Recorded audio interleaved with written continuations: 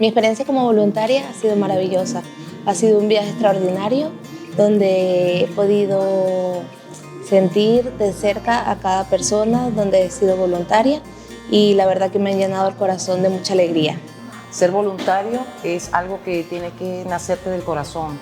Tienes que ser muy humano, poder brindarle a esas personas necesitadas, a esas personas cuando te piden esa gran ayuda, poder brindarles todo tu apoyo. Se comparte tanto mucho cariño, mucha motivación por trabajar, igual que pues compartimos pues inseguridades, frustraciones.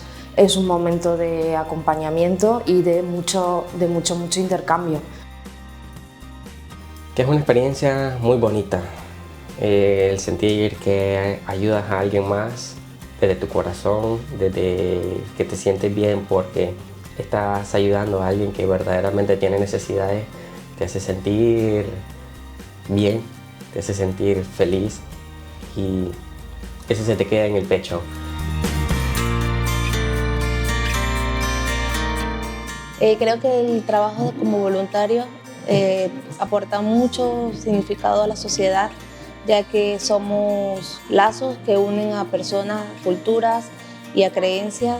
Hay algo muy valioso en poder conectar un poco con la realidad, ¿no? En esta sociedad ahora mismo y siendo jóvenes vivimos como bastante en nuestras propias cápsulas sin poder tener mucha más conciencia de cómo es la realidad en otros lugares, en otros países, en otras generaciones y es también contextos donde se comparte mucho amor.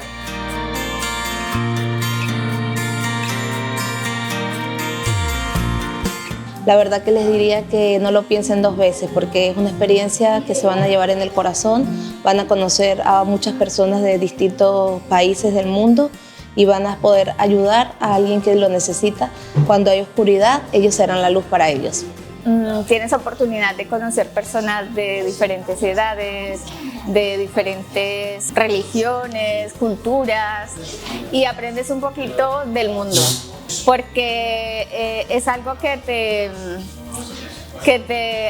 hace que tu espíritu crezca, que te anima a ti también y que hace que puedas tener buenos amigos también. Ser voluntario es algo maravilloso en la vida, no importa el lugar, en cualquier parte del mundo, pienso que es una raíz que estamos prácticamente, vamos a decir que va creciendo para un árbol frondoso en la vida.